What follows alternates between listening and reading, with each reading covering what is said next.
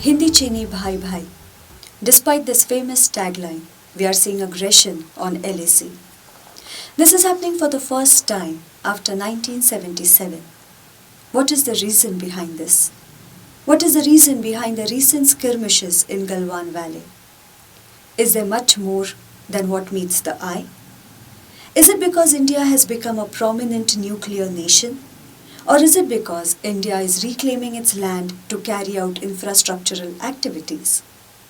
To understand more on this, a seminar was organized on Tuesday, 3rd March 2020 on India-China relations in 21st century, challenges and opportunity.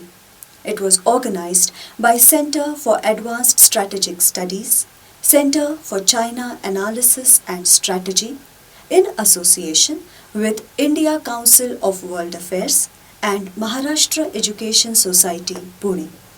This seminar was also organized to commemorate the 160th year of Maharashtra Education Society. It was held at MES Auditorium, Pune.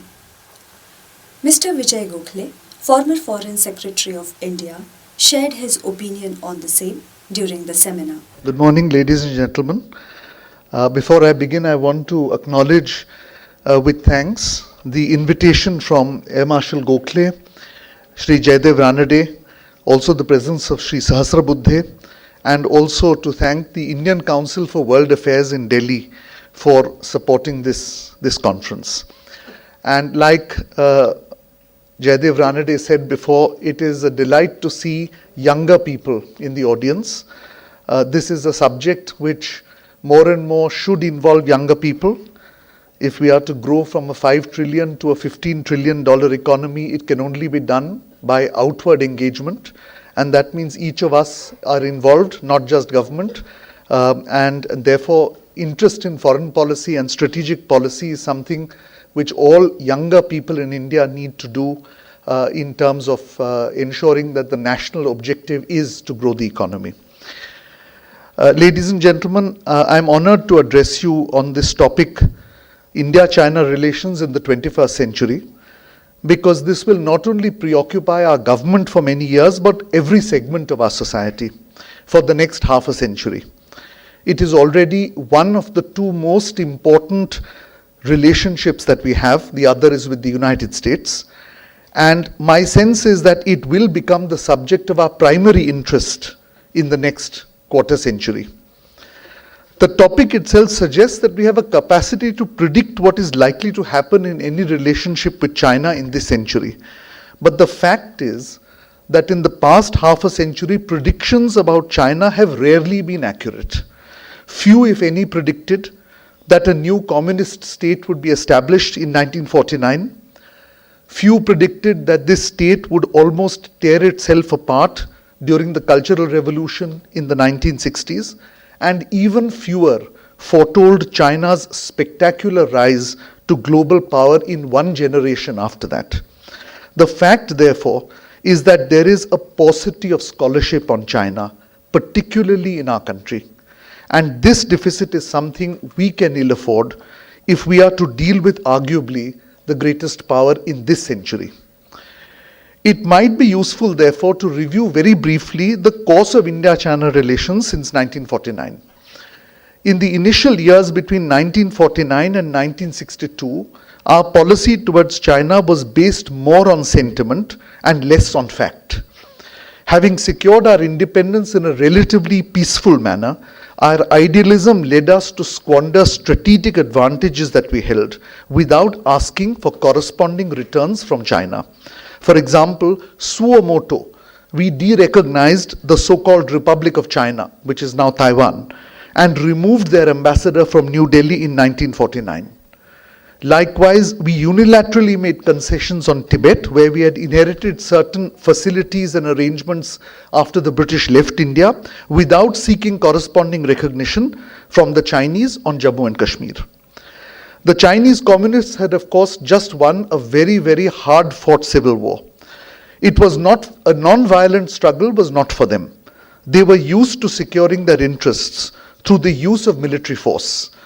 and the lack of information and understanding in India about this new Chinese government is what led to disaster in 1962. From 1962 roughly until 1998, and that's a span of almost or more than a generation of 35 years, both of us turned away from each other. China first turned inwards during the Cultural Revolution, then westwards, in an attempt to search for its own economic modernization. We first turned towards the Soviet Union, and when that collapsed, we turned inwards after 1991 to deal with our own economic crisis. It is true that there were some important developments during this time.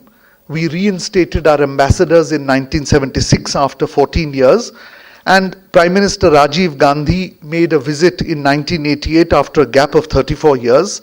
In fact, there are several of my colleagues in the room. All of us were in Beijing at that time when Rajiv Gandhi visited.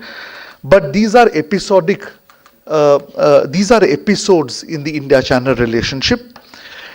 Neither side really looked afresh at the relationship during this period. Our own scholarship on China remained focused on old issues like the boundary question, Tibet, the Dalai Lama. There was no real scholarship on the policies that China was laying down to become a giant in the economic field. 1998 was a turning point in India-China relations because our nuclear tests and our subsequent capacity to withstand intense international pressure caught the Chinese by surprise. They too had allowed their scholarship on India to atrophy when they turned to the West. And thus they underestimated both our strategic nuclear capability as well as our subsequent economic resilience. I would therefore say that from the year 2000, a new phase in our relations began when we really began to look at each other and take each other more seriously. And this is self-evident from the facts. Trade grew from less than $1 billion in 2000 to $70 billion by 2015. We began joint military exercises. We started an annual defense dialogue. We reached a framework agreement on the guiding principles and political parameters to deal with the boundary question. We had new confidence building measures to ensure that the two militaries did not come to blows in the border areas. And we even began to engage in areas where we had differences. For example, China's opposition to the 1-2-3 nuclear deal that we had struck with the United States, and they're placing a hold on key terrorists like Masood Azhar or Zakiur Rahman Lakhvi in the UNSC 1267 Sanctions Committee. I took some time to recount this history because it is important for us to recognize that the trajectory of India-China relations has not been linear in the past. We made some errors of judgment, some of them pretty serious, and we have neglected scholarship on China. If we cannot make up this knowledge deficit, and this knowledge deficit cannot be made up by government alone, it has to be made up by society in general. If we cannot make up this knowledge deficit, we may yet again make the same mistakes. Our scholarship in China needs not only to take into account what is happening inside China, but also what is happening in other parts of the world relative to China. First, China is now the largest engine of growth globally. It will be so for the next quarter century. We may grow at a fast rate, but it is unlikely that in the next 2 decades we will catch up or be anywhere near the Chinese economy. Their growth rate may slow down. New economic challenges may emerge. The coronavirus and its impact on the Chinese economy is certainly one aspect. But the capacity of the Chinese leadership to deal with such challenges has, at least in my opinion, been consistently underestimated. We should not underestimate their capacity to improvise.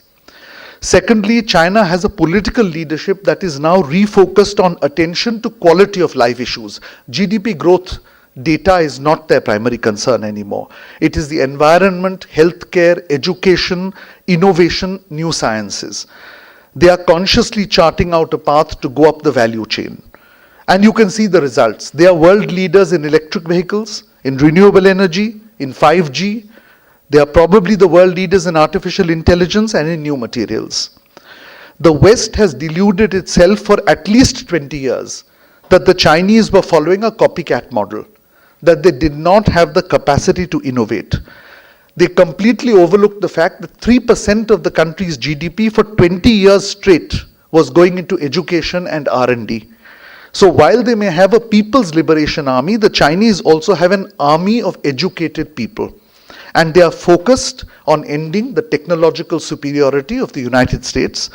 Again, my own sense is that there is a 50-50 chance they will do so. Thirdly, the leadership has decided that it is now strong enough to discard the earlier policy of keeping its head down for a new policy of asserting Chinese power. And this new assertiveness is very clear under the President Xi Jinping. It manifests itself in initiatives like the Belt and Road, or what is called One Belt, One Road. I understand that's going to be discussed later today, as well as by demonstrating the fact that the Chinese can take the extreme pain of a trade war with a country which has an economy twice its size, the United States. And they no longer hesitate to deploy their power or to threaten those who resist their rise. So all these will have a bearing on how we as India have to deal with China. But beyond China, we are also living in a very peculiar world. Usually, historically, the established power, the status quo power, seeks to preserve that status quo. The emerging power seeks to disrupt the status quo. But from 2016, we have the very unusual phenomenon of the status quo power, the United States, itself challenging the global arrangements that they have put into place, that they have created, that they have financed and they have managed. And you have the emerging power, China, trying to defend that status quo where it suits them, like the WTO or the United Nations, where they obviously don't want India to come into the Security Council. But they are challenging the status quo in other areas, like in the security architecture of the Indo-Pacific region. So we are living in a world today where both the major powers are being simultaneously disruptive. And this is something we have to take into account.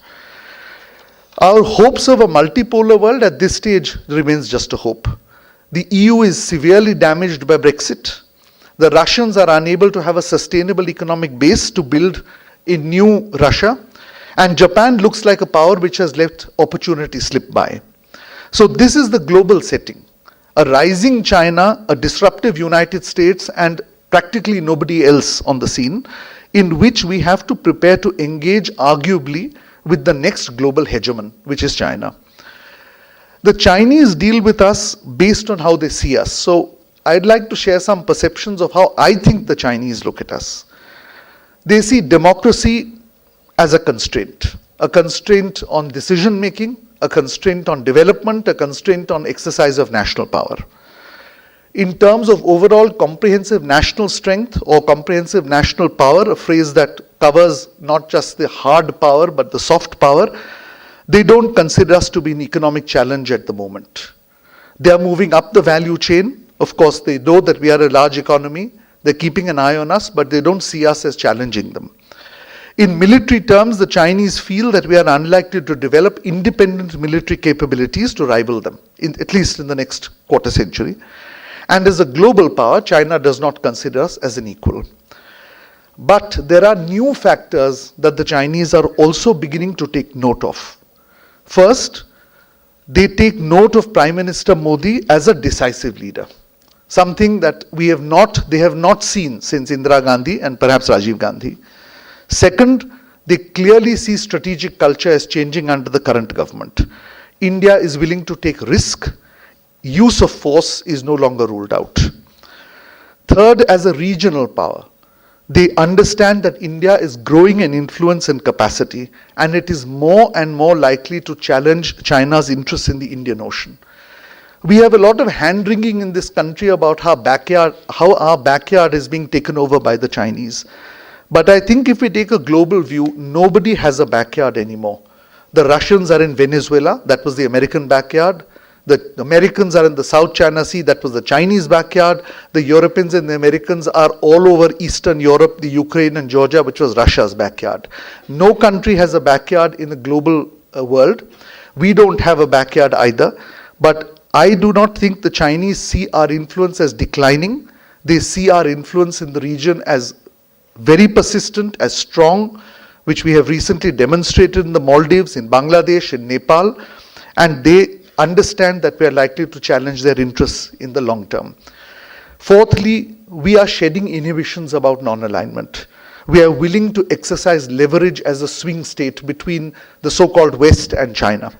Lastly, and this I think is a point which is underestimated, democracy as a value system is becoming a tool of foreign policy.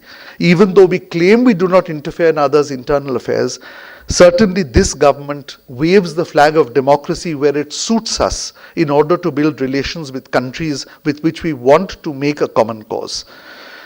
If this assessment of mine is correct, and it remains an entirely personal assessment, then I would hazard the guess that China is likely to follow a two-pronged strategy with us in the coming 10, 15 or 20 years. They will first try a soft approach of lessening tensions and making tactical concessions to prevent us from tilting towards the United States and remaining neutral. But if that doesn't work, the harder second option of building pressure directly through military security means on the line of actual control, the border, in the northeast and through Pakistan. In either case, we must be clear that China will continue to follow its firm policy of strengthening its economic and military presence wherever possible in our immediate neighborhood and the Indian Ocean, reducing our wiggle room in the region and circumscribing our global ambitions by denying us space in international forums. And in 2019, we saw this very clearly in the manner in which they use their diplomatic power in the United Nations Security Council to keep us on the back foot on Jammu and Kashmir. This policy has served their interests well. There is no reason to change it.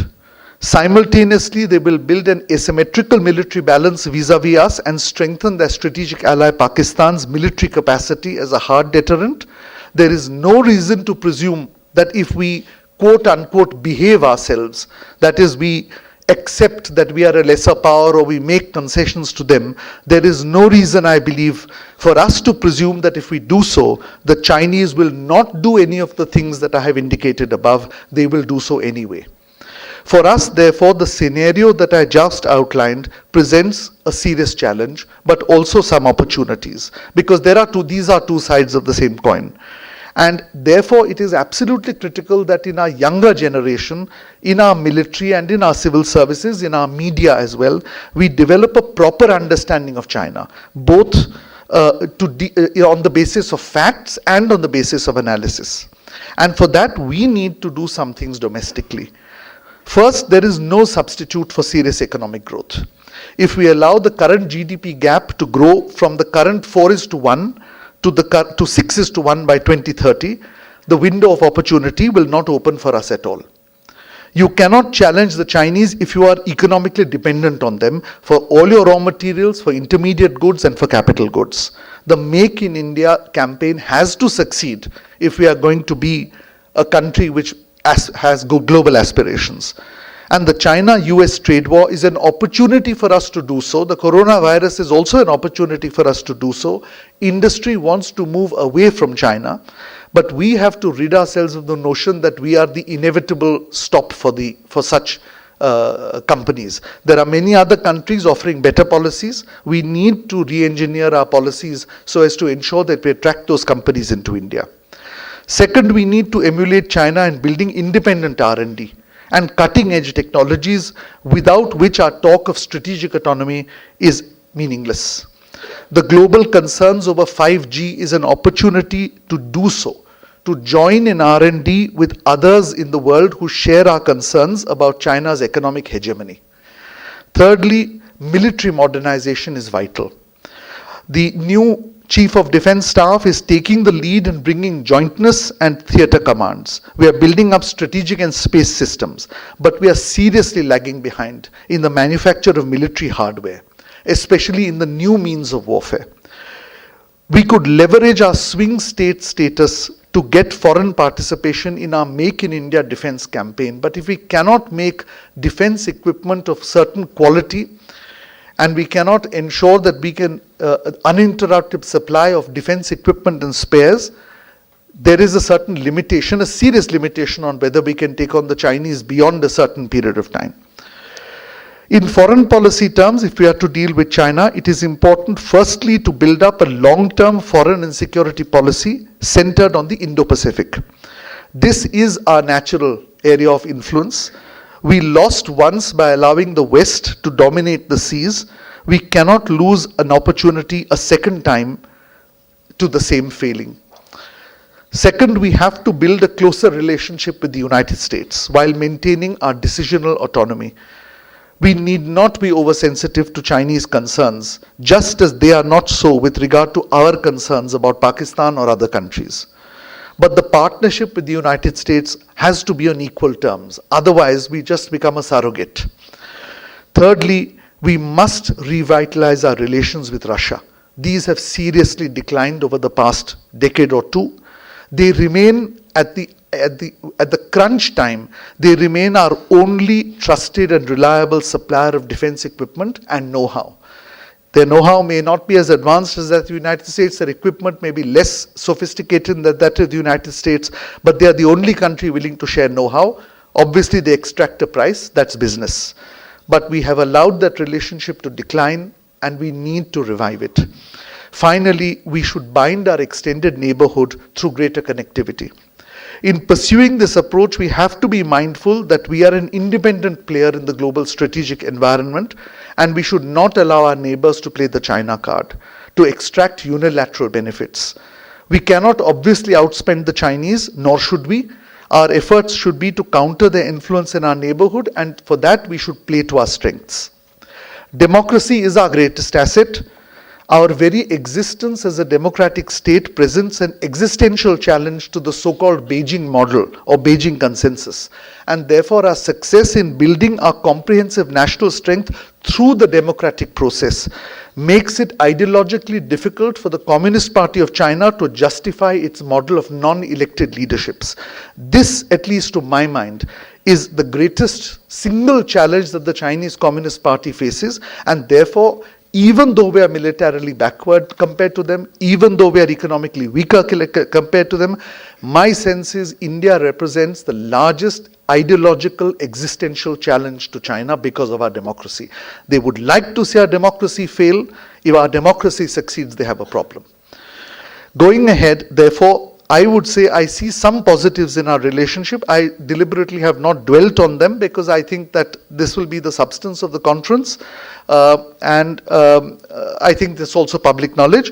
But there is a preponderance of challenges caused by simultaneous growth in regional influence and also China's unwillingness to practice what it frequently preaches.